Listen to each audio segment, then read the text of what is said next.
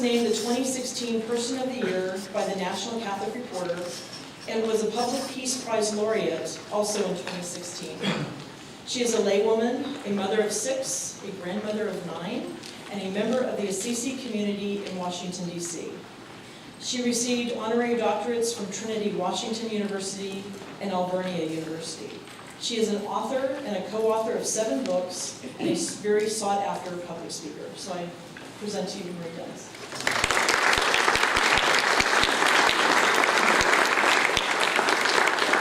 Thank you, Diane. Can you hear all right? Okay.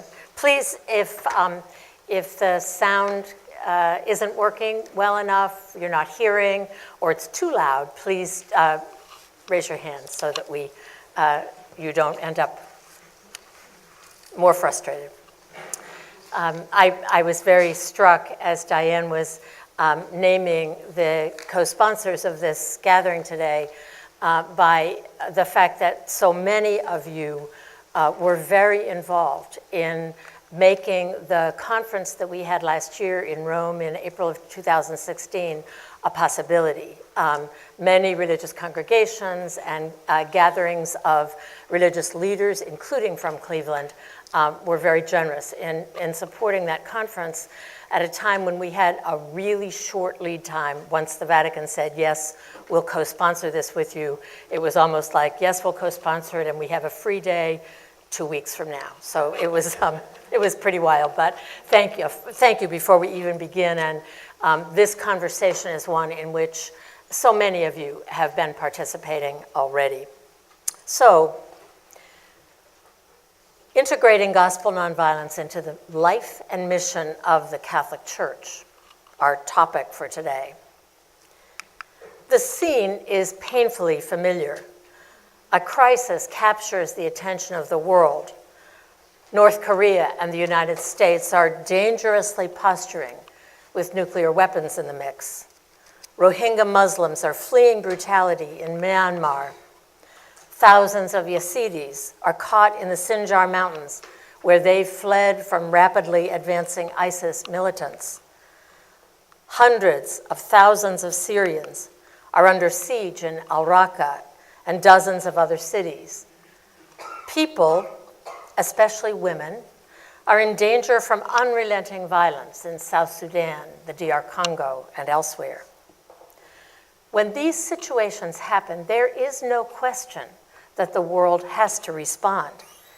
Yet when we consider the options, what we find every time is that the military toolbox, if you will, is full to the brim with weapons and well-trained personnel, while the active nonviolence toolbox is almost empty. That is surely not surprising, since in the US alone, we have been spending on the order of $600 billion a year, soon to be $700 billion a year, preparing for war, and almost nothing preparing for peace. In other words, we are very well prepared to win the war, but woefully unprepared to win the peace. We've seen the violence repeatedly horrify our own communities, here in the US, as well as in the US as well, in Charlottesville, in Ferguson, in Baltimore, in Chicago, in Orlando. You know the story very well. And we are once again intensely aware that nuclear weapons pose an existential threat to life on this planet. The human community simply cannot sustain the levels of war and violence that have such unconscionable consequences. Pope Francis talks about it as a third world war in installments.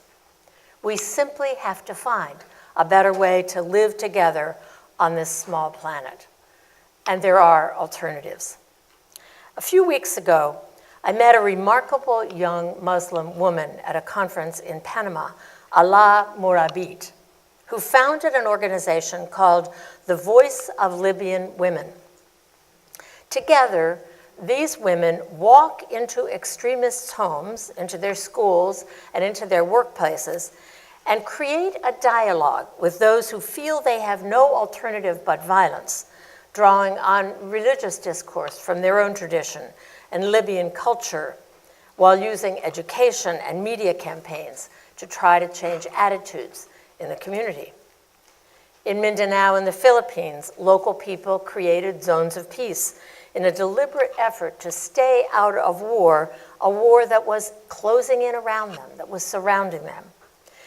In Rwanda, during the 1994 genocide, the Muslim community, both Hutu and Tutsi, absolutely refused to participate in the killing and actively and very creatively protected people whose lives were endangered.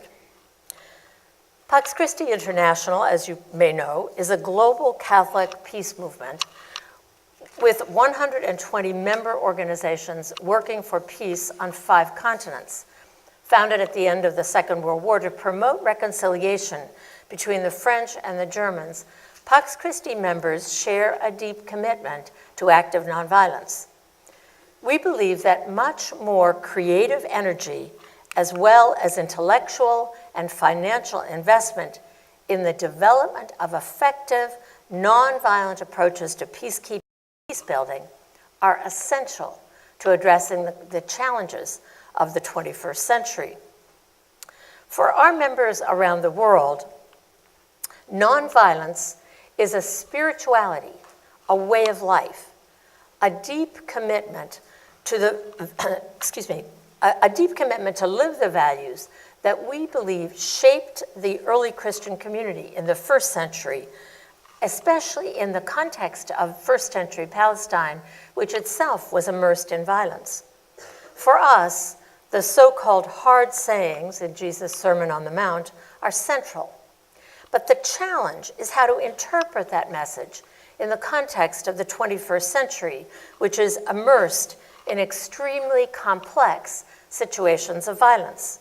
What does love your enemy mean now? Yes, at a personal level, of course, but maybe even more importantly, what does this worldview, this way of life, offer in the public political arena of the 21st century? In the public arena, nonviolence is often misrepresented, misunderstood, too narrowly defined, or wrongly dismissed as either passive or utopian.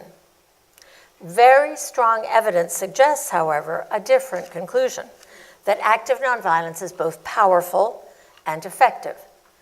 It is also much, much more than crossing a line or chaining oneself to a fence, although at times it might include that kind of action. It is much, much broader than civil resistance. In fact, one of the greatest gifts of our age is the growing recognition of active nonviolence as a powerful and positive force for social change, a process for ending violence without resort to lethal force, for transforming conflict, for protecting the vulnerable. In recent years, groundbreaking empirical research has demonstrated the effectiveness of active nonviolence and the importance of increased investment in understanding, developing, teaching, and scaling up nonviolent approaches to solving major U.S. domestic and international crises. For example, Maria Stephan, pictured here, who works at the U.S. Institute of Peace, and her colleague Erica Chenoweth conducted a landmark study of nonviolent resistance campaigns over the last 100 years. Their study is reported in a book that you may know well called Why Civil Resistance Works: The Strategic Logic of Nonviolent Conflict. Stephan and Chenoweth collected data on all major nonviolent and violent campaigns for the overthrow of a government from 1900 to about 2006. The data covered the entire world and considered every known case where there were at least 1,000 observed participants in a particular effort. There were hundreds of cases. They found that between 1900 and 2006, nonviolent campaigns worldwide were twice as likely to succeed outright as violent insurgencies. Not only that, but this trend has been increasing over time. so that in the last 50 years, nonviolent campaigns have become increasingly successful and common, whereas violent insurgencies have become increasingly rare and unsuccessful. This is even true in extremely brutal, authoritarian conditions where you would expect nonviolent resistance to fail, to be too weak, to be ineffective. The answer, according to Stephan and Chenoweth, seems to lie in the importance of people power itself. Their data showed that not one single campaign has failed during that time period after the campaign had achieved the active and sustained participation of 3.5% of the population. That's really amazing. Every single campaign that surpassed the 3.5%, in addition, was nonviolent. In fact, the nonviolent campaigns were on the average 4 times larger than the average violent campaigns, and they were often much more inclusive and representative in terms of gender, age, race, class, and the urban-rural distinction. Civil resistance allows people of all different physical ability to participate, including the elderly, people with disabilities, and children. That makes sense, doesn't it? Moreover, 75% of the violent campaigns in that time period failed, while a majority of the nonviolent civil resistance campaigns were successful. Of course, just because a campaign is nonviolent doesn't ensure its success. We know that very well. Just as for violent campaigns, flexible and creative leadership is crucial to success. A poorly managed, disunified campaign will fail. While Chenoweth and Stephan's work was groundbreaking, there is much more empirical research being done, including by Maria and Erica, that speaks to the effectiveness of other nonviolent approaches and to the importance of increased investment in developing, teaching, and scaling up nonviolent strategies, from conflict transformation in neighborhoods and restorative justice practices in schools to early warning and atrocity prevention mechanisms, to unarmed civilian protection, and to a massive shift of resources into diplomacy and just, sustainable development. The Catholic Peacebuilding Network, which includes Catholic universities with strong peace studies programs, Notre Dame, Boston College, Catholic University, San Diego University, St. Thomas University, and many more, the U.S. Bishops' Conference, Catholic Relief Services, San Egidio, Pax Christi International, members of the Catholic Peacebuilding Network, have facilitated research, particularly in Burundi, Colombia, and Mindanao in the Philippines, on Catholic peacebuilding. What peacebuilding programs work? What contribution can the Catholic Church, as a community of faithful around the world, make to our yearning for peace in the world? The edited book of the Catholic Peacebuilding Network, called Catholic Peacebuilding, is an extremely important resource and worth looking at if you haven't yet seen it. The United Nations is also closely examining what makes for peace. The high-level independent panel on UN peace operations report from 2015-2016 specifically emphasized the importance of preventing armed conflict, of mobilizing partnerships to support political solutions when conflict is on the horizon, of employing unarmed and civilian tools for protecting civilians, of emphasizing inclusion, healing, and reconciliation, of addressing the underlying causes of conflict, of revitalizing livelihoods in conflict-affected economies, of rebuilding confidence in political processes and responsible state structures, of reforming police, of promoting the rule of law, of ensuring respect for human rights, and on, what we know makes for peace in our communities. The International Peace Institute has been helping UN member states explore the concept of sustaining peace. Peace that came out of that, an expression that in many ways came out of that high-level review, the independent panel, where sustaining peace is described as a process that invites us to focus on building peace in its own right, and not only in the wake of violent conflict or war. So I think we often think about the work for peace, peace building, as what we do after a war ends, after there's a settlement of some kind. What the UN and many people around the world are recognizing is that many of the skills that we have learned from really during the last maybe 15 or 20 years of looking carefully at what makes for peace, that most of those skills should be applied before we get to extremes of conflict. We should be looking at how do we build peaceful societies. And the work that you're going to talk about in the rest of the day is very much about that. How do we build peaceful societies that have the stability to avoid breaking down into war and violent conflict? Others, including the Alliance for Peace Building, the International Center on Nonviolent Conflict, the U.S. Institute of Peace, and others, are examining closely the intersection of effective nonviolent civil resistance strategies and successful peace-building strategies.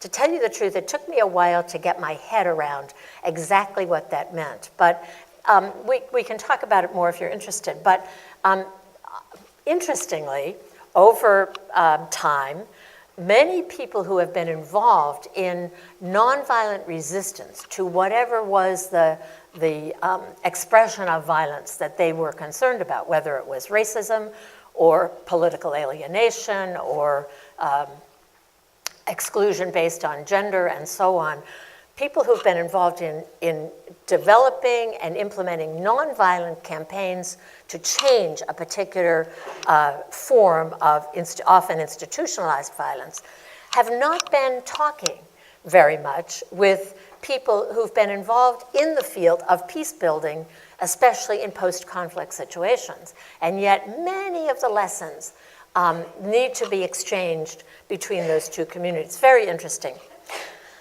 In another direction, I've recently discovered an amazing little book called Opting Out of War. Some of you may have seen it, which illustrated that important research, analysis of case studies, and ongoing dialogue among activists and academics, peacemakers and policymakers are beginning to reveal important lessons about what actually makes for lasting and just peace, what some in the United Nations are now calling sustaining peace.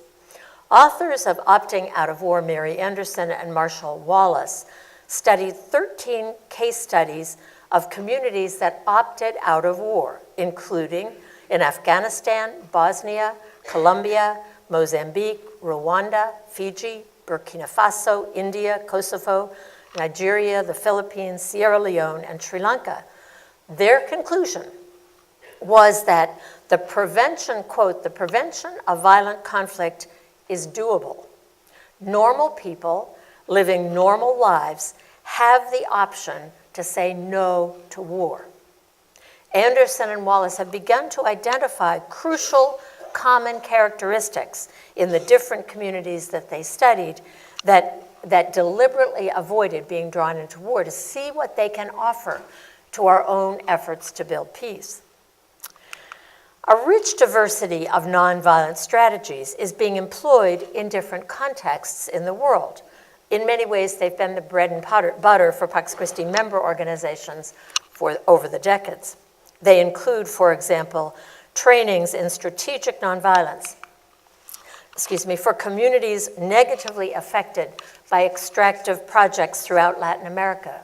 They include accompaniment of communities at risk in the Middle East. They include sports for peace programs in Haiti and South Sudan. They include programs that reintegrate former combatants into their communities in the DR Congo. They include creative advocacy to reduce military spending and support diplomatic solutions to seemingly intractable violent conflicts.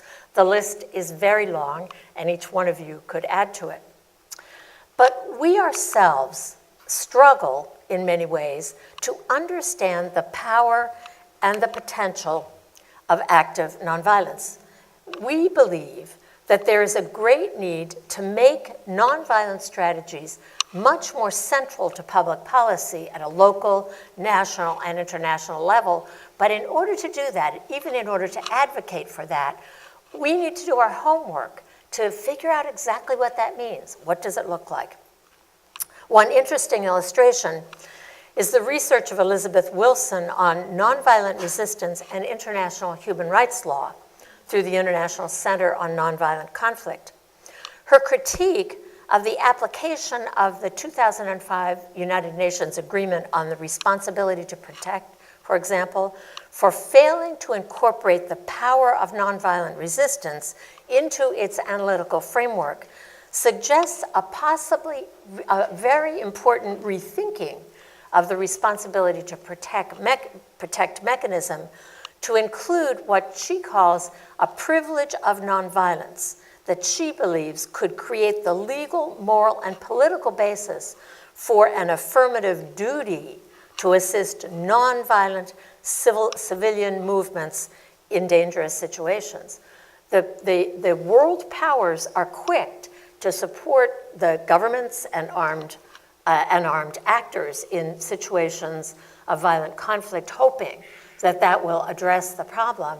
What she's proposing is that throughout every society, in every situation, including, for example, in Syria, there are civilian groups, civil society organizations that know their own context and know very well how to prevent, how to move beyond emerging violence. Excuse me.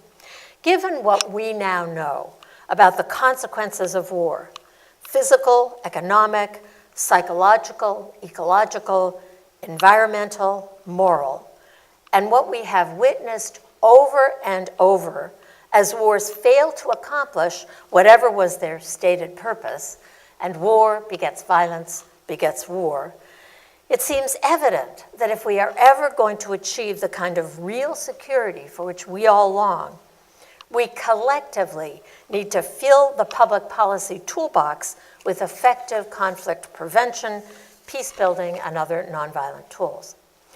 The Catholic Nonviolence Initiative, a project of Pax Christi International in collaboration with many religious congregations and other Catholic organizations, including Pace Bene, is already deeply engaged, is involving many communities that are already very deeply engaged in peace building, as well as networks of thinkers and peace practitioners around the globe who strongly believe in a renewed Catholic social teaching on nonviolence and a recommitment of the Catholic Church to gospel nonviolence.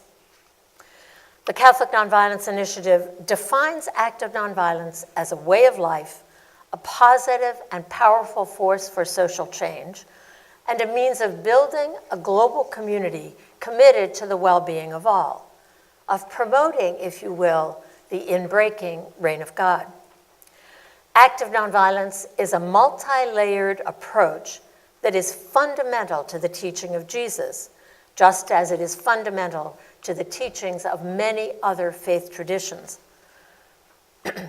Nonviolence recognizes the humanity of every person and the intrinsic value of every being, of all of creation, even in the context of terrible violence. It's a process for ending violence, without resort to lethal force, for transforming conflict, and for protecting the vulnerable. And I would just add a note there that very often when we're asked questions about the potential for nonviolent actions to change the direction in which the world is headed, people will say, but what about protecting people who are in danger? What are we going to do about preventing war, about protecting people, about stopping atrocities? Those are very serious questions. The list with which I began this morning describes real situations that we have faced recently or are facing today, situations in which the world has a responsibility to respond. The question is, how do we respond? In the last century, Catholic teaching on war and peace has shifted in significant ways. Renewed attention has been given to the practice of nonviolence, not only as a personal option, but as a tool for public authorities to use as well.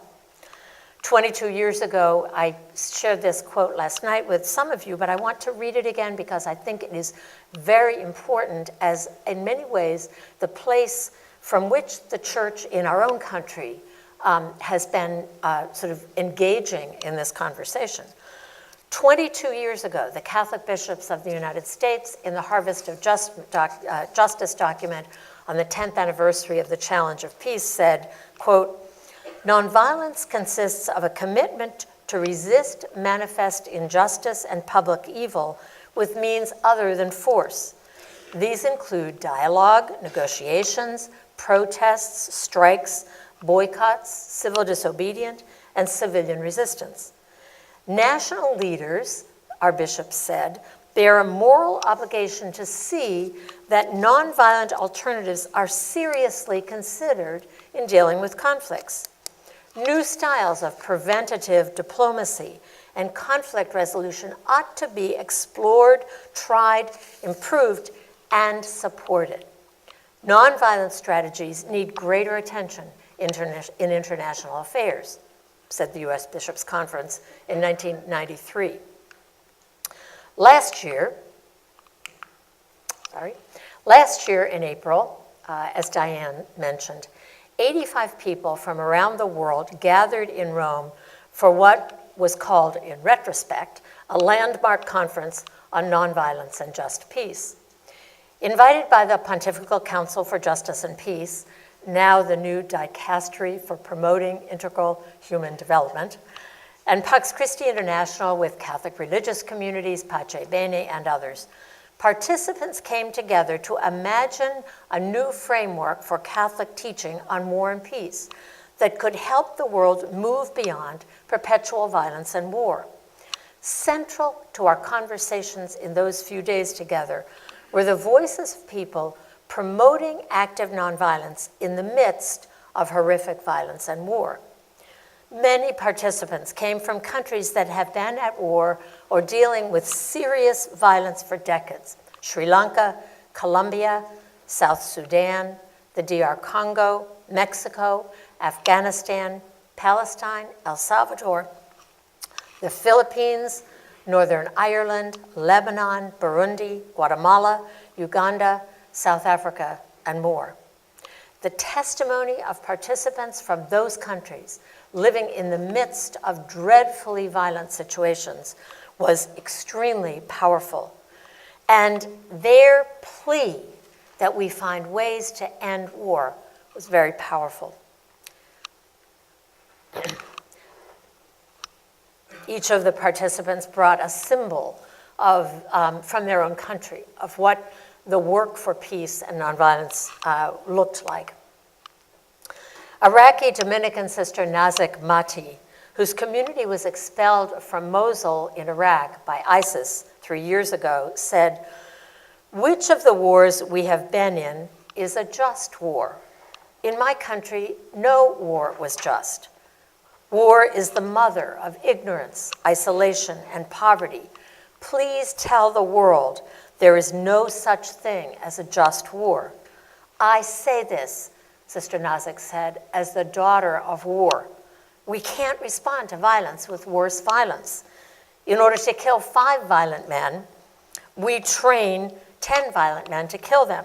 This encourages the spiral of violence, up and up. And people are so exhausted because they don't know what's happening." She said it's like a dragon with 7 heads. You cut one and 2 others come up. So we try, she said, to create an environment of nonviolence. Thank you, Julie. Ogarit Yunan, who co-founded the Academic University for Nonviolence and Human Rights in Lebanon, out of the experience of Beirut, Lebanon, the conflict and violence that has been experienced in that country, Ogarit shared her positive experience of equipping youth, educators, and community leaders from throughout the Middle East with nonviolent skills to end vicious cycles of violence and discrimination. Ogarit's organization and the university are member organizations of Pax Christi International. When I visited her the last time, she was delighted with their experience, for example, of training teachers in some of the border regions of Lebanon, where violence was having a huge impact, the spillover from the war in Syria. And she talked about the difference that was being made by one teacher going through their program and learning how to defuse the movement toward violent conflict, even in their classrooms.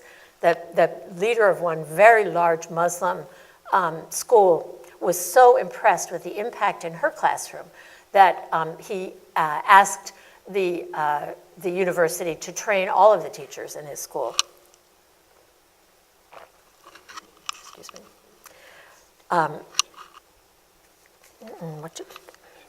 Sorry.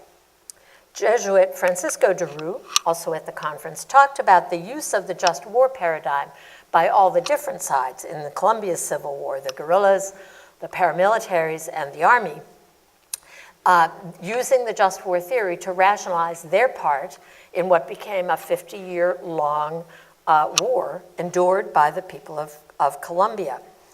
Over and over again, as Francisco and his team moved around the country, visiting paramilitaries, visiting the guerrilla groups, talking with the army, over and over again when they interacted in public communities, what they heard from campesinos, from native people, from Afro-Colombians, people whose youngsters had joined the guerrillas, joined the paramilitaries, were part of the army, what they heard was, please stop the war. We can't deal with this anymore. Stop the war from all sides. Gathered in Rome, we heard similar stories from many of the conference participants, courageous people in local communities living in pretty unimaginable danger. People like Archbishop Odama from northern Uganda, whose diocese was terrorized by the Lord's Resistance Army for years and years, who said, stop the militarization, stop the bombing, stop the proliferation of weapons, rely on nonviolent strategies to transform conflict and to stop the marauding of violent groups. Archbishop Odama and the Acholi Religious Leaders Network in northern Uganda did exactly that and successfully engaged with the Lord's Resistance Army. It's a long story, but the step that they took was extremely important. During the conference, we wrote an appeal, to back up just with one additional thought, which is that we invited to this conference people from war zones who understood the power of nonviolence. We did not pretend that this was a conference that included every possible perspective. So we're not suggesting that every community in every war zone in the world is saying we can solve this by nonviolence. But what was powerful were the number of people who had tried nonviolence in very particular circumstances and were successfully seeing it make a difference. So during the conference, we wrote an appeal to the Catholic Church to recommit to the centrality of gospel nonviolence, urging the Church to integrate gospel nonviolence explicitly into the life, including the sacramental life, and the work of the Church through dioceses, parishes, agencies, schools, universities, seminaries, religious orders, voluntary associations, and others, and to consider adopting just peace as one example of a new nonviolent framework for church teaching. Our message on just war was very clear. We said, we believe that there is no just war. That was not an original thought. That has been said repeatedly by people around the world, including by the leaders of the Catholic community. Too often, we said, the just war theory has been used to endorse rather than to prevent or limit war, which was its original intent. And suggesting that a just war is possible tends to undermine the moral imperative to develop tools and capacity for the nonviolent transformation of conflict. We asked Pope Francis to write his World Day of Peace message, and someday, we asked, an encyclical on nonviolence and just peace. Obviously, we were pretty happy when he did accept our request and write the World Day of Peace message for this year on nonviolence, a style of politics for peace. Nonviolence, a style of politics for peace, Pope Francis's phrase, when I first heard it, I thought, that's kind of interesting. What does that mean? But it's very, very interesting to read the document and to see how he really adopted that sense that nonviolent tools could be much better used and much more considered real, even in the political arena. Nonviolence as a style of politics for peace would side with those who are most affected by the monumental violence and injustice of our times. We know that's a high value of our tradition. Think, for example, of people trying to eke out a living in Afghanistan after how many decades of war, of Syrians seeking refuge in Lebanon and Jordan, of Africans crossing the Mediterranean in flimsy boats to get to Europe, of Salvadorans and Guatemalans and Hondurans crossing the border into our own country. Nonviolence as a style of politics for peace would mobilize our communities, our nations, and our world to promote those things that we know make for peace. Many of those things that I talked about a few minutes ago, plus economic justice, promoting human dignity, caring for a planet and ensuring that it flourishes, mutual respect, and a world free from every form of violence, whether physical, structural, or cultural. I think too often we think about violence as physical violence or direct violence. We need to think about violence as cultural, structural, systemic violence as well. The Catholic Nonviolence Initiative that grew out of the Rome Conference on Nonviolence and Just Peace as a project of Pax Christi International believes that our church, the Catholic Church, can play a major positive role in making this happen.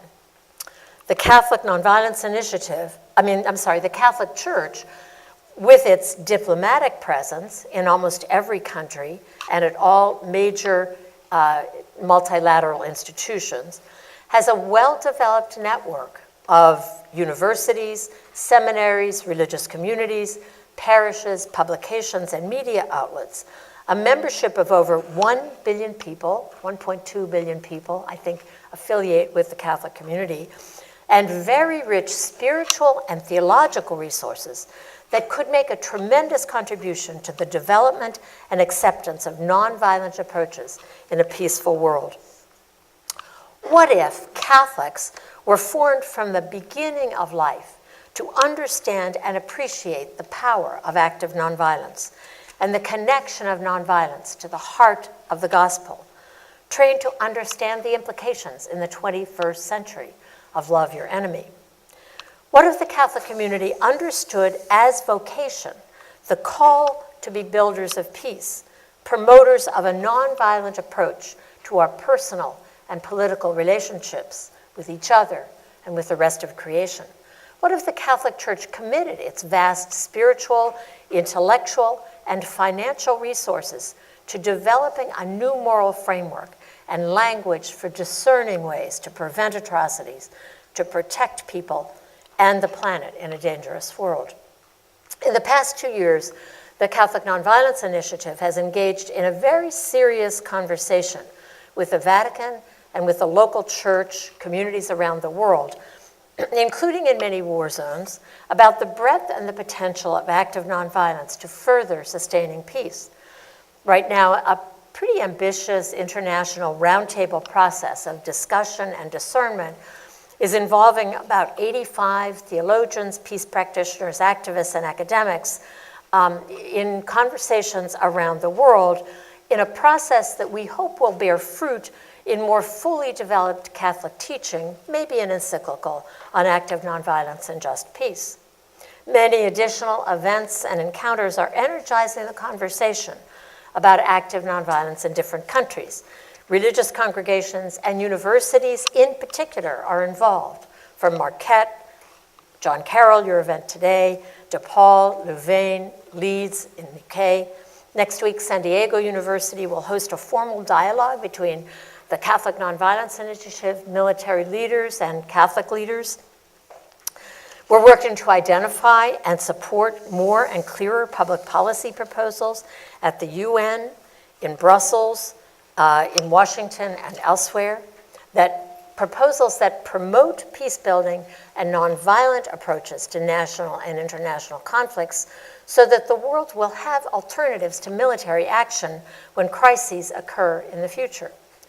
We'll also be listening very carefully to people from different contexts, believing that nonviolence in the context, for example, of occupation in Palestine, nonviolence in the context of poverty or street violence in Haiti, nonviolence in the context of, from the perspective of liberation theologians in Latin America, nonviolence intersecting with structural racism in the United States, nonviolence in post-colonial Africa, nonviolence in Asia and the Pacific, where the nuclear threat is all too real, will look very different, will be very unique.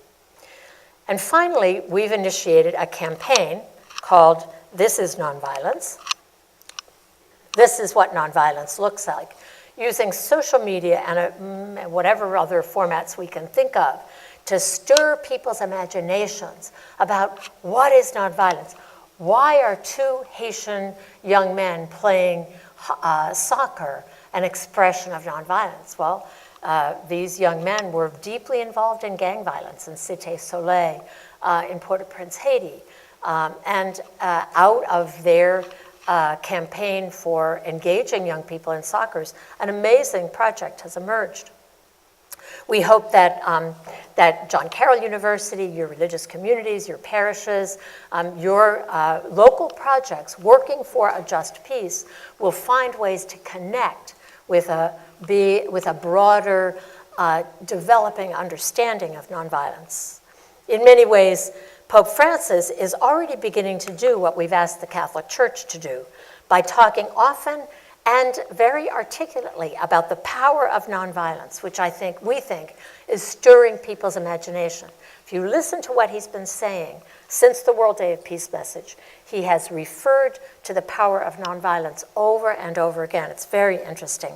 We hope that that will stir the imaginations of people, including some political decision makers, who should be desperate to prevent war and protect vulnerable people in the world without resort to arms.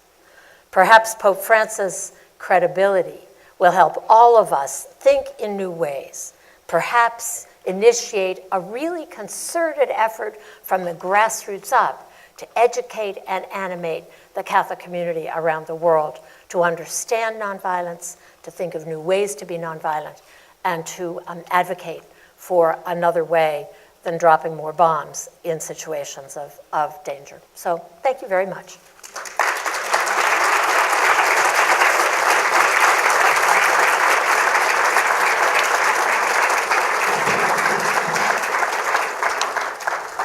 So I think we do have a little time for questions, discussions. Let's take about 15 minutes. We'll go into the breaks if we need to, in order to make sure everybody has an opportunity to ask their questions. So Julie's got a microphone as well too, so we can make sure that you can hear the questions. So I think I can talk loud enough, right, Julie? Can you hear me? okay, go ahead, Angela. Can you hear me? Yes or no? Yes. Okay. My question is, would you please address your comment about the 3.5% involvement? Are you referring to if 3.5% of the population is involved, or 3.5% of a specific group? 3.5% of the population of a country. If 3.5, according to what the research showed, if 3.5% of the population of a country is involved in a nonviolent campaign, it is likely to be successful. Okay, I got a follow-up. Sure. This is my Me Alone campaign. So if you can start this campaign somewhere, go to Pope Francis and start it. If words make a difference, and they do, then using the word, and I dislike saying it, violence, putting it after the word not, that phrase for me is a negative. I want the Pope, or you, or Diane, to come up with a word that says, I would like the word peace, but if we could somehow, and especially the students here at John Carroll, if you could come up with a word, just like in Japanese there's 20 million words for love, I want another word that is positive, that does not focus on that negative the word. Thank you. I would just second that and would say that is your assignment. I can't. Yes. So we have a couple of tables that don't have signs on them, so maybe, Angela, if you want to facilitate a table to talk Come about up with English, come I up with a need new English word. majors. Okay? Thank you for your excellent talk, Maureen. Could you speak briefly on what seems to me, unfortunately, sometimes to be a separation between the peace and justice issues and the care for the unborn connected with other women's issues, so that on the right they seem to promote pro-life in one sense, and on the left, and on the other issues, and unfortunately, to me, it seems that there's that false separation. Yes, thank you for that question. I think that a very big challenge is for us to understand what violence looks like, and it in many different manifestations, and then to recognize that the work we have to do is to address the spectrum of ways in which life is threatened and destroyed. And so I believe that there is a seamless garment, and that to promote life also it includes the way we get there, that we are promoting a just peace, which means, in my understanding, the opportunity for all people and the planet to live, to exist with integrity and dignity, in many ways, the new creation, but that how we get there has to be without worsening the damage that we're doing, and that has to include all of the above. So, in addition, it seems to me that central to this process, and I think this is very true in the Catholic community. I mean, obviously, this is an effort. We happen to be focusing on the potential for the institutional Catholic Church to make a difference. We just think that's a way that we can move forward. But many other people and communities are, in other faith traditions and beyond, promoting a respect for life. But it just seems to me that, particularly in our church, that the voices and experience of women have to be central to this conversation. And to me, it is all about our even understanding what violence looks like, and our ability to identify new creative language, new creative ways to think outside of the boxes that we've been in. And I think, yes, obviously, men have to be part of it, but I think women have to be heard on this issue, in part because their experience is so important. Yeah.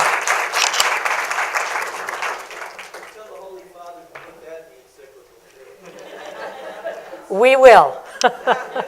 Not that he'll listen, but although I have to say, I've been doing this, a lot of you know I've been doing this for a really long time in one way or another, for Mary Noel, for whatever, in conjunction with lots of your communities. And I had gotten sort of used to, doing the best we could, and then getting to the brick wall and saying, well, we did the best we could, here's the best we can offer. So it was a really interesting and new experience. It took us about 2 years to convince the Pontifical Council that they were willing to co-sponsor something with Pax Christi. That in itself was a phenomenal gift. So, that was like, whoa, this is a new experience. And then to come out of that conference and to make a formal proposal to the Holy See for the World Day of Peace message, to have Cardinal Turkson and others in the Vatican say, this is actually an important direction. We need to be developing it, thinking about it, working on it. That the Pontifical Council actually asked people in the circles who were part of the conference to give them ideas and language for the World Day of Peace message.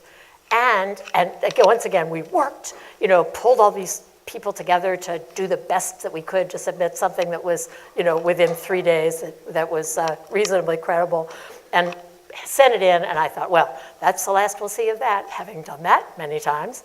And to actually have the document come out that incorporated many of the ideas that collectively had been proposed to the Vatican was staggering. So who knows? Maybe we can all make suggestions that will be heard. Other comments, questions? I had a question. Yes. To the comment or question that was posed, which wars have been just wars, I was wondering your thoughts about the military and honoring them and how to speak to people who have strong feelings about the military and its place in our society. Absolutely. It's a very important question. Personally, I believe that those who have served in the military know better than anyone else in our world the cost of war, because they've carried it themselves. And so we're finding, actually, I'm really looking forward to this conversation. Steve Klecki will be part of it as well next Saturday with military leaders, because we find that military leaders are as open to finding other ways to prevent war, to prevent violent conflict as anyone else. And in fact, are some of, when you think about it at the level of budget, where, we've seen so often that we keep adding to the military budget and decreasing the budget that would support diplomacy and development and so on. It's the Pentagon that will say, stop doing that.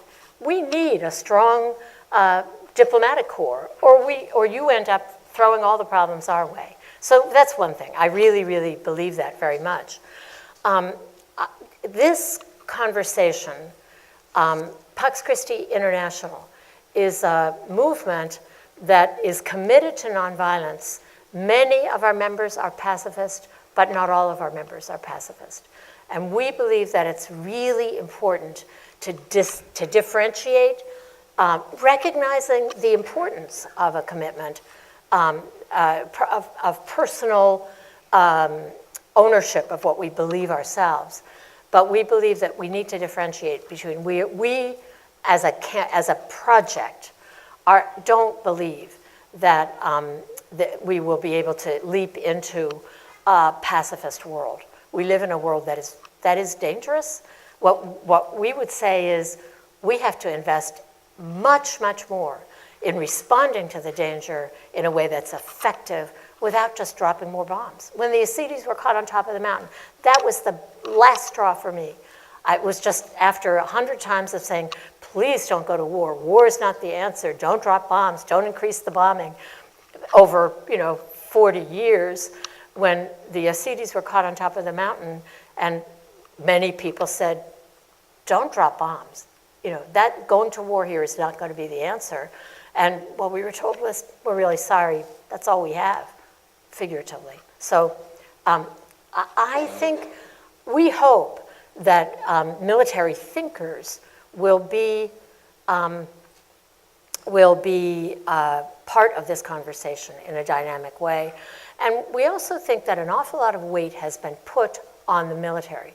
So, I think the Catholic Church would do well to support or initiate a university, to support whatever universities are focusing on peace building and trying to understand peace building, and to maybe even look at starting programs that would emulate some of the positive values carried in, for example, ROTC programs, where leadership, self-discipline, a commitment to a cause, and so on are so central to the values that young people learn. Maybe there are other ways to focus on some of those same values, and I think we need to just be creative and try to imagine them.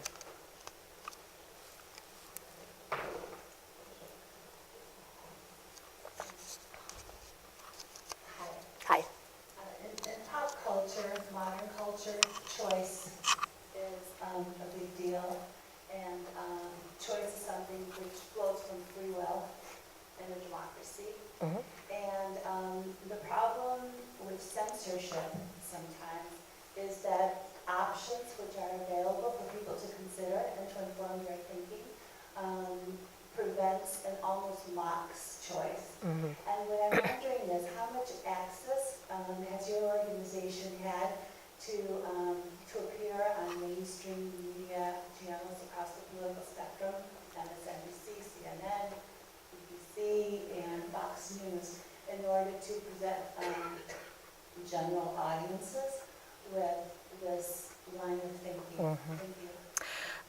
It's a good point. I think of choice in terms of responding to conscience in some ways. Yes, of course, I understand the ways in which our options are limited by what we're exposed to. In reality, we're just a very small, energetic group of people from, relatively from all over the world. That's all of us. So I would say that's your job. Those of you who have access, who understand how to work with the media, who are able to articulate well your understanding of what nonviolence looks like, please get out there and share that word, because that's what we're all going to have to do. This is not going to happen because of the Catholic Nonviolence Initiative. It's going to happen because of John Carroll University and the Diocese of Cleveland and every sort of office and department in parishes and on and on. So get out there and talk about it. Even sometimes all we can do is ask questions. What would it look like if we didn't go down the same route we've always gone down? How could we imagine another way? I think we're pretty much out of time, so thank you.